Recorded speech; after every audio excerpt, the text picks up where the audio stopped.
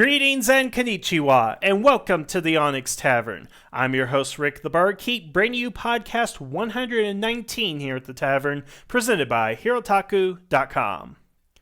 So as of yesterday, I finally finished watching every episode of Zyuranger. I pre-ordered a DVD set from Amazon, and I've watched 2, 3, sometimes 5 episodes a day, and finally finished it as of yesterday. And all things being said, I really enjoyed this season. I thought it was a lot of fun. It was very interesting. They tried a lot of cool things. Some things I didn't particularly agree with, but a lot of things that I did like. A lot of people actually told me going into this series that it was the worst Super Sentai of all time. I don't really believe that. I mean, granted, I haven't seen every Sentai season out there, so my opinion may be uninformed. But, I'm going to go ahead and say Zyuranger is better than Goseiger, and Goseiger is kind of like my least favorite Sentai at the moment, so take that as you will, but I really enjoyed it, and I recommend that if you haven't seen Zyuranger, definitely go buy the DVD set. I don't think you're going to be disappointed if you like both Super Sentai and the Power Rangers. But talking a little bit more about the series itself, one of the things that really surprised me when I was watching this, and I really wasn't looking for it because nobody has ever said this about it, and when I watched it, I'm like, this all seems familiar in some way, but I can't quite put my finger on it. And then probably after about 15, 16 episodes, it finally dawned on me. There are several points within the Zyuranger series where the stories they are telling are either direct retellings or paralleled or in some way related to the Bible. Yes, in Super Sentai, in Zyuranger specifically, there are several stories they had throughout this season which had direct parallels to events and stories that happened in the Bible. And trust me, nobody was more surprised than I was when watching this. Now, to be honest, I'm not really religious, but my wife is, and she drags me to church every Sunday. So I do pick up on things, and I do hear stories and all that. So when I watch this, I'm like, I've heard that before. Where did I hear this? And it just kind of surprised me when I looked into it. I'm like, oh, this is the same kind of stuff that I've heard happening in the Bible.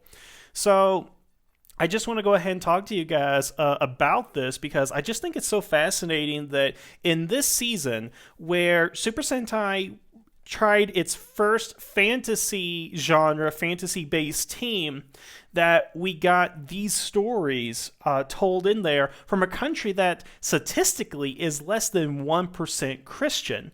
Because, and just on a small tangent here, the history of Japan is very fascinating, especially when they try to maintain and control religion.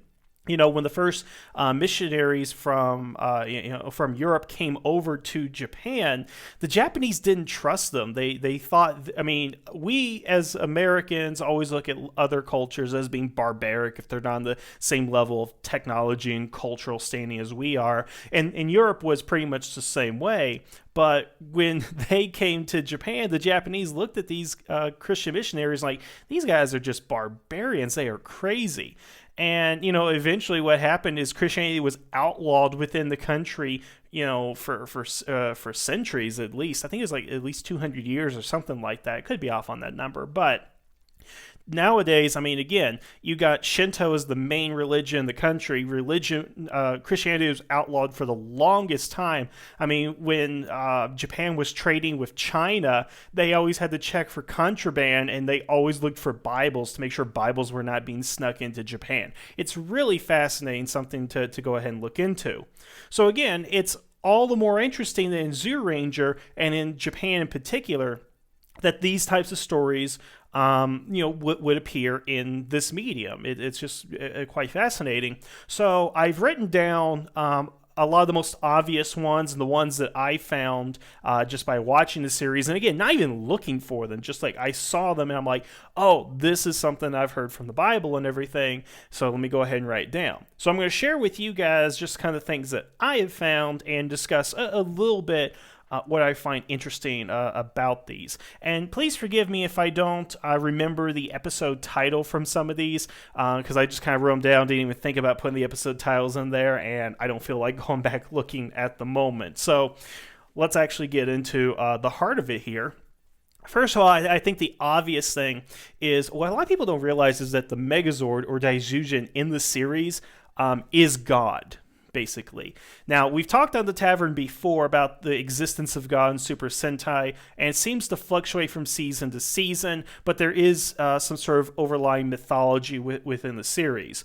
But if we look at Zyuranger in just the vacuum, let's just look at Zyuranger by itself. Daijujin is made up of 7 guardian beasts and is essentially the avatar for God on Earth. And who is the primary antagonist besides Witch Bandora, the person who gave Bandora her powers? Dai Satan. His name is Dai Satan in the series. So the series is basically about God, Daijujin, the avatar on Earth, and Megazord for the Zyuranger, against Bandora and her god, Satan. And we have in the series where they do battle out each other, and of course Dai Satan is eventually defeated, and spoiler ahead, is eventually defeated by the Ultrazord, by God and the Zyurangers. So I think right off the bat right there, it's kind of interesting.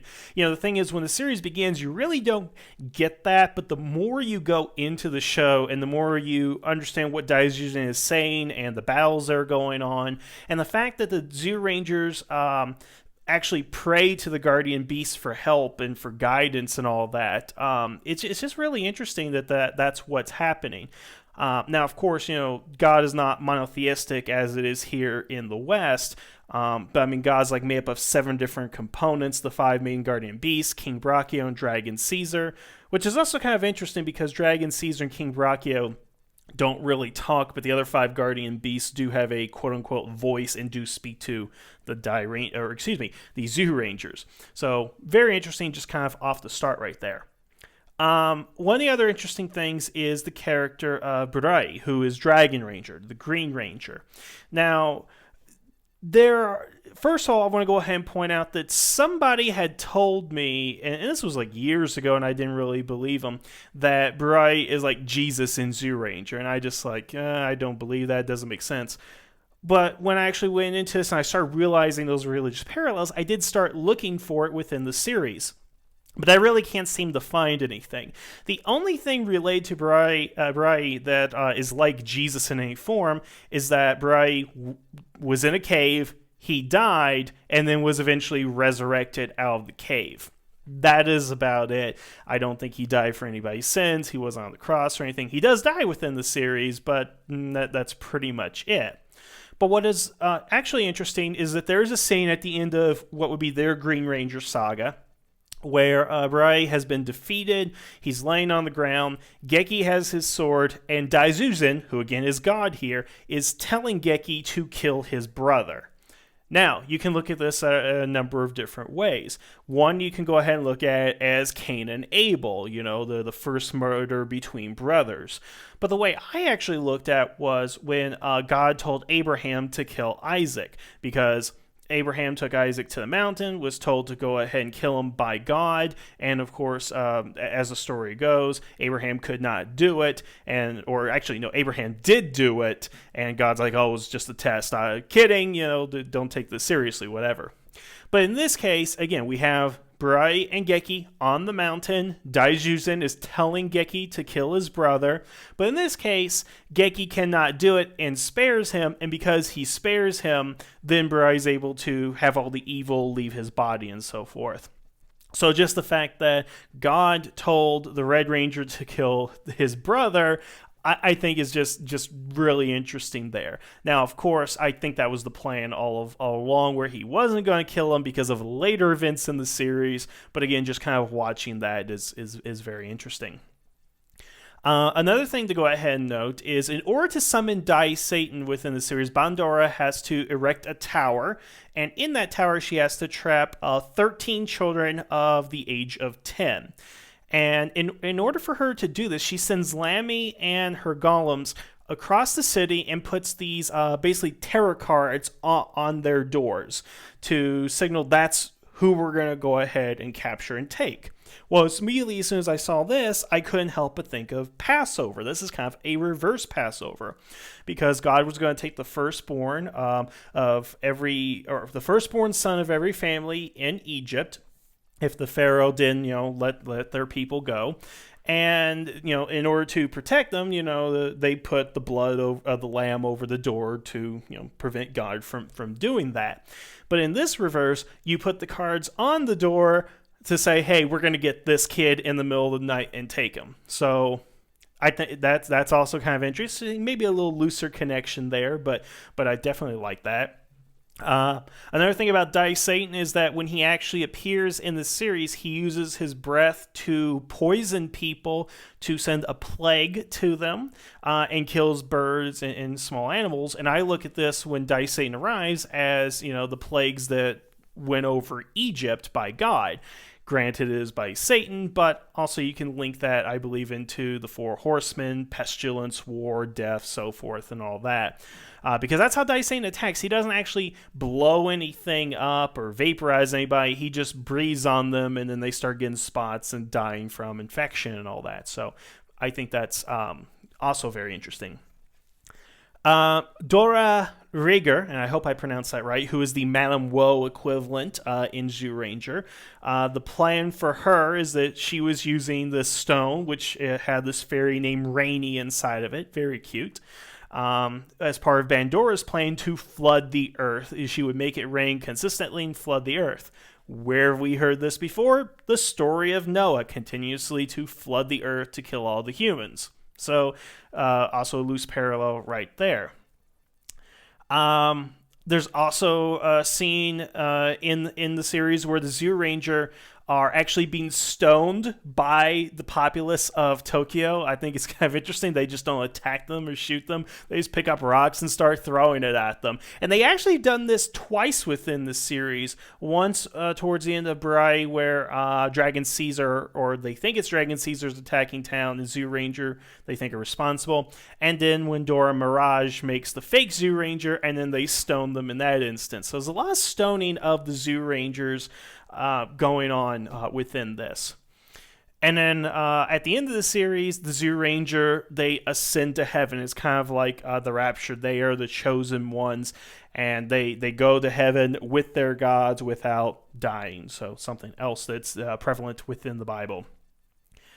But I think the most interesting of any of these is the Daros Island inhabitants. I think that is the most interesting of all, because it was at this moment when I watched this episode, I'm like, wow, that is just like a story in the Bible. So what is the story about? So in Zyuranger, we have the Daros or Dalos. It depends on the translation, but I'm going to go with Daros. The Daros Island inhabitants actually lived in a golden land with Daijujin and the guardian beasts, and their job was to go ahead and pick the golden fruit off of the trees for the guardian beasts. But one day, the Villandora cockatrice tricked them into eating the golden fruit. When the guardian beasts found out about this, they expelled them from the Golden Land to Daros Island and turned them into monkeys. In this particular case, they just gave them tails, not really turned them into monkeys, which is something I never really understood. It's not that much of a punishment when all it is you have an extra tail. But I digress on that. And, of course, when I watched this, I was like, that's the story of Adam and Eve. You're in a land with the gods, you eat a forbidden fruit because you were tricked by an evil entity, and then you are sent to Earth as your punishment, basically. And so I just think that was really great when I watched it, and to be honest, it really answered a question that I had about the Bible all along. And don't take this as sacrilege or blasphemy, but this is something I've asked as a kid and all that. But at the end of the episode, what happens is the Daros Island inhabitants are actually turned back into, I guess, humans, as you would call it, and are returned back up to heaven with the guardian beasts. Because they apologized at the end and say it's not fair because we're only human. Of course we're flawed. Of course we're going to make mistakes like that. And the Guardian Beast's like, well, you're right. All right, come back up. You guys are welcome back in. And I've always wondered in the Bible, it's like, didn't Adam and Eve apologize? Didn't they ever do that? And didn't God listen or something? I try to ask my wife that question, but she thinks it's a stupid question. Nevertheless, I liked how Zyuranger did it because it's the obvious thing to do, and it worked out. So yeah, those are all the things that I have spotted just from watching the series. Now, I'm sure those of you who are more well versed in the Bible are probably seeing more things in there that are a lot more subtle than what I've seen. But again, I mean, I list about 9, 10 things right here where, again, just casually watching it, these are things I can go ahead and pick up. And I'd really like to know if it was intentional, because it seems to me that based on everything I've just given you, and probably more that I haven't given you, that there were indeed a lot of influences from the Bible put in here, whether the writer was Christian, whether the guy who was actually studying it, or thought because it's a fantasy series that elements of a real religion are necessary to put in there. Now, I don't know if, maybe Judaism or anything from the Quran or Shinto or Buddhism or anything like that was actually put into the series. Maybe, but I'd have to probably be a theology major or something like that. But it's just kind of amazing to me that they were able to really do all this. Maybe that's why some people say it is the worst series because of stuff like that. I wouldn't see how, but it's just kind of fascinating that they were able to take these stories that they're like thousands of years old, put them into the series, and in a lot of cases kind of put a fresh take on them, and in at least one case kind of make it make sense. So I don't know. I just thought it was a lot of fun to look for these things and bring them up to you guys. And that's what I want to do, is just tell you guys, hey, it's in here. Look at it. Isn't that weird? Isn't that interesting or whatever and stuff? So that's all I actually have to go ahead and say, but I really would like to know what you guys think. Are there any other instances of religious parallels that are in Zyuranger that I have missed within this review? What do you guys think about it? Do you think it was intentional? Do you think it's possibly an accident? Again, I don't think it's an accident because there's just far too numerous for it to be like that. And what do you guys think about it being in Super Sentai? Does the fact that it's in a fantasy series kind of disgrace that in a way, or does it actually make it more interesting, much more plausible? I don't know. I'm really curious to know what you guys think. So, leave a comment down below. Tell me what your all's opinion of that is, and I will see you next time for our next podcast. But until then, thank you for listening. Have a good evening, and the tavern is now closed.